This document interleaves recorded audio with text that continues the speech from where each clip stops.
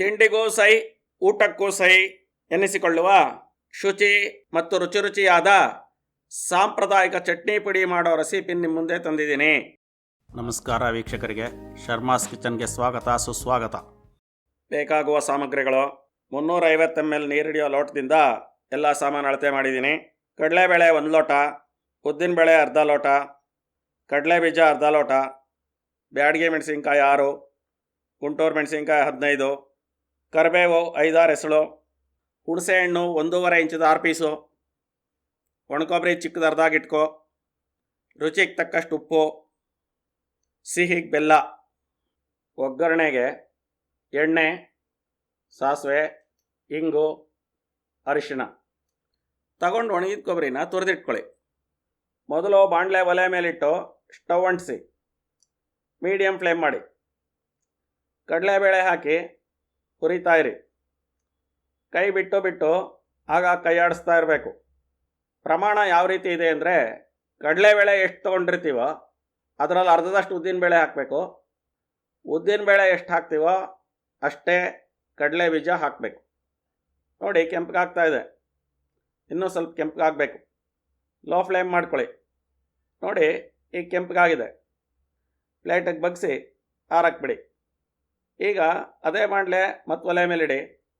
ಉದ್ದಿನಬೇಳೆ ಹಾಕಿ medium flame ಮಾಡಿ ಹುರಿತಾ ಇರಿ. ಆಗ ಕೈ ಆಡಿಸ್ತಾ ಇರಬೇಕು. ಕೈ ಆಡಿಸ್ತಾ ಇದ್ದರೆ ಸೀದೋಗುತ್ತೆ. ಉರಿ ಲೋ ಫ್ಲೇಮ್ ಮಾಡ್ಕೊಳ್ಳಿ. ನೋಡಿ, ಕೆಂಪಗಾಗ್ತಾ ಇದೆ. ಈಗ ಕೆಂಪಗಾಗಿದೆ. ಎಲ್ಲ ಪ್ಲೇಟಿಗೆ ಬಗ್ಸಿ ಆರಕ್ಬಿಡಿ. ಅದೇ ಮಾಡಲೆ ಮತ್ತು ಒಲೆ ಮೇಲಿಡಿ. ಮೀಡಿಯಮ್ ಫ್ಲೇಮ್ ಮಾಡಿ ಕಡಲೆ ಬೀಜ ಹಾಕಿ ಆಗಲೇ ಹುರಿದ್ರಲ್ಲ ಅದೇ ಥರ ಹುರಿತಾ ಇರಿ.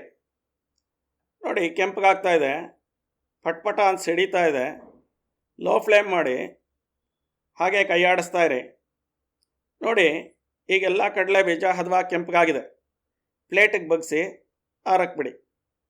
ಅದೇ ಬಾಣಲೆ ಒಲೆ ಮೇಲಿಟ್ಟು ಸ್ವಲ್ಪ ಎಣ್ಣೆ ಹಾಕಿ ಫ್ಲೇಮ್ ಚೂರು ಜಾಸ್ತಿ ಮಾಡಿ ಹುಣಸೆ ಹಣ್ಣು ಹಾಕಿ ಎಣ್ಣೆಯಲ್ಲಿ ಕರೀರಿ.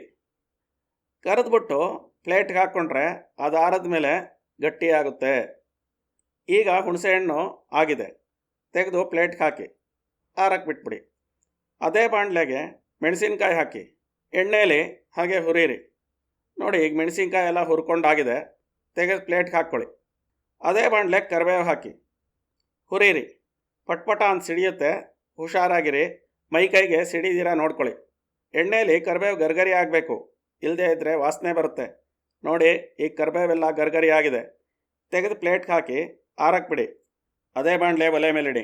ತುರಿದಿಟ್ಟು ಒಣಗಿದ ಕೊಬ್ಬರಿ ಹಾಕಿ ಕೈ ಆಡಿಸಿ ಚೆನ್ನಾಗಿ ಬಿಸಿ ಆದಮೇಲೆ ಸ್ಟವ್ ಆಫ್ ಮಾಡಿ. ನೋಡಿ, ಕೈಯಲ್ಲಿ ಹಿಡ್ಕೊಂಡ್ರೆ ಬಿಸಿ ತಾಕಬೇಕು. ಆ ರೀತಿ ಬಿಸಿ ಆದಮೇಲೆ ಸ್ಟವ್ ಆಫ್ ಮಾಡಿದ್ಮೇಲೆ 5-6 ನಿಮಿಷ ಬಾಣಲೆಲ್ಲೇ ಬಿಡಬೇಕು. ಈಗ 5-6 ನಿಮಿಷ ಆಗಿದೆ. ಬಾಣಲೆಯಲ್ಲಿರೋ ಕೊಬ್ಬರಿನ ಪ್ಲೇಟಿಗೆ ಬಗ್ಸಿ ಆರಕ್ಕೆ ಬಿಡಿ. ಈಗ ಒಗ್ಗರಣೆ ಮಾಡ್ಕೊಳ್ಳೋಣ.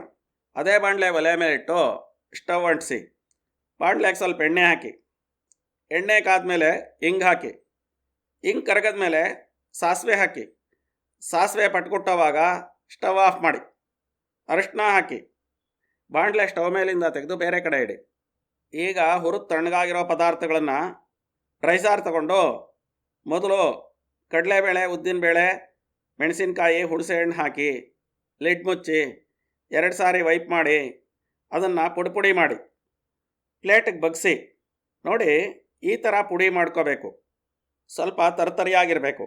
ಮಾಡಿದ ಪುಡಿಗೆ ಕರಿಬೇವು, ಒಣಗಿದ ಕೊಬ್ಬರಿ, ಕಡಲೆಬೀಜ, ಇಟ್ಕೊಂಡು ಬೆಲ್ಲ, ರುಚಿಗೆ ತಕ್ಕಷ್ಟು ಉಪ್ಪು ಸೇರಿಸಿ ಚೆನ್ನಾಗಿ ಬೆರೆಸಿ ಅದೇ ಮಿಕ್ಸಿ ಸಾರಿಗೆ ಹಾಕಿ ಎಲ್ಲ ಬೆರೆಸ್ಕೊಂಡು ಪುಡಿ ಹಾಕಿ ಲಿಡ್ ಮುಚ್ಚಿ ಕಡಲೆ ಬೀಜ ಪುಡಿ ಆಗುವಂತೆ ಮಾಡಿ. ನೋಡಿ, ಈ ಥರ ತರಕಾಗಿ ಪುಡಿ ಆಗಿದೆ. ಒಗ್ಗರಣೆ ಮಾಡಿರೋ ಬಾಣಲೆಗೆ ಇದನ್ನು ಹಾಕ್ಕೊಳ್ಳಿ.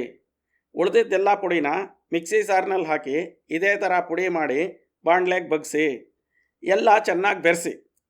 ಈ ಚಟ್ನಿ ಪುಡಿನ ಇಡ್ಲಿ ಜೊತೆಗೆ, ದೋಸೆ ಜೊತೆಗೆ, ಚಪಾತಿ ಜೊತೆಗೆ, ಉಪ್ಪಿಟ್ಟು ಜೊತೆಗೆ, ಊಟದ ಜೊತೆಗೆ, ಅವಲಕ್ಕಿಗೆ, ನೋಡಿ, ಈ ಚಟ್ನಿ ಪುಡಿನ ಬಿಸಿ ಅನ್ನಕ್ಕೆ ಹಾಕ್ಕೊಂಡು ತುಪ್ಪ ಅಥವಾ ಎಣ್ಣೆ ಹಾಕಿ ಸ್ವಲ್ಪ ಉಪ್ಪು ಸೇರಿಸಿ ಕಲಿಸ್ಕೊಂಡು ತಿಂತಾಯಿದ್ರೆ ಇನ್ನೂ ತಿನ್ನಬೇಕು, ಇನ್ನೂ ಬೇಕು ಅನಿಸುತ್ತೆ.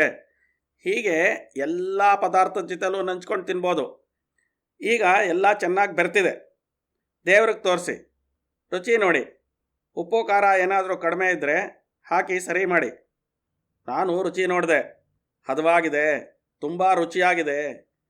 ತಿಂತಾ ಇದ್ದರೆ ಇನ್ನೂ ಬೇಕು ಅನಿಸ್ತಾ ಇದೆ. ಈ ಚಟ್ನಿ ಪುಡಿನ ಡಬ್ಬಿಗೆ ಹಾಕಿ ಎತ್ತಿಟ್ಕೊಂಡ್ರೆ ಈಚೆ ಕಡೆ ಇಟ್ಟರೆ 15ರಿಂದ 20 ದಿವಸ ಇಟ್ಕೋಬೋದು. ಫ್ರಿಜ್ನಲ್ಲಿ ಡೋರ್ ಸೈಡಲ್ಲಿ ಇಟ್ಕೊಂಡ್ರೆ 3 ತಿಂಗಳು ಇಟ್ಕೋಬೋದು. ತುಂಬ ಚೆನ್ನಾಗಿರುತ್ತೆ. ಈ ಚಟ್ನಿ ಪುಡಿ ರೆಸಿಪಿ ಟ್ರೈ ಮಾಡಿ, ನೀವು ತಿನ್ನಿ, ಎಲ್ರಿಗೂ ಕೊಡಿ. ಈ ವಿಡಿಯೋ ಇಷ್ಟ ಆದರೆ ಲೈಕ್ ಮಾಡಿ, ಶೇರ್ ಮಾಡಿ, ಕಾಮೆಂಟ್ ಮಾಡಿ.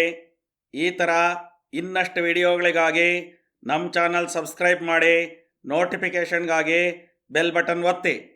ವಿಡಿಯೋ ನೋಡಿದ್ದಕ್ಕಾಗಿ ತುಂಬ ಹೃದಯದ ಧನ್ಯವಾದಗಳು.